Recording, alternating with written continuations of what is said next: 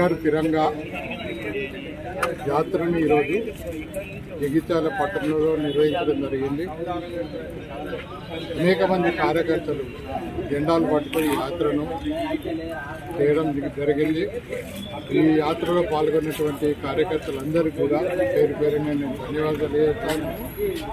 మరి మనకు స్వాతంత్రం వచ్చి 70 ఏళ్ల పైన అయినటువంటి స్వాతంత్రం సందర్భంగా అనేక మంది మహనీయులు చేసినటువంటి త్యాగాలను స్మరించుకోవడం కోసం యాత్ర చేయమని చెప్పి నరేంద్ర మోడీ పిలుపునివ్వడం జరిగింది.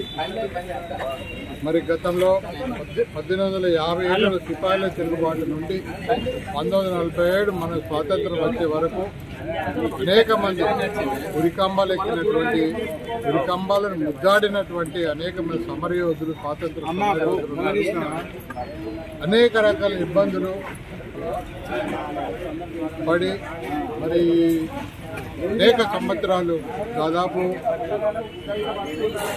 700 సంవత్సరాల పైన మన దేశం విదేశీయుల చేతుల్లో మగ్గినా కూడా మరి మన ధర్మాన్ని మనం కాపాడుకునే బాధ్యత ఉందని ఈ సందర్భంగా దేశం గతంలో ఇలా దేశం విచ్ఛిన్నం కావడానికి కూడా దేశ సమైక్యత లోపించడం, ఆ భావన మనలో లోపించడమే కారణం. కాబట్టి ఈ దేశం పట్ల ప్రేమ, దేశం పట్ల అభిమానం అందరం కూడా ఐక్యంగా ఉండాలని ఒక ఉద్దేశంతో ఈ యాత్ర చేపట్టడం జరిగింది.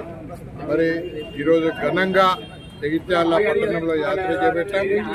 అందరికి కూడా కార్యకర్తలందరికీ కూడా ప్రజలందరికీ కూడా మరి రేపు జరగబోయే స్వాతంత్ర దినోత్సవ సందర్భంగా అందరికి కూడా శుభాకాంక్షలు తెలియజేస్తూ జై హింద్, భారత్ మాతా కీ జై.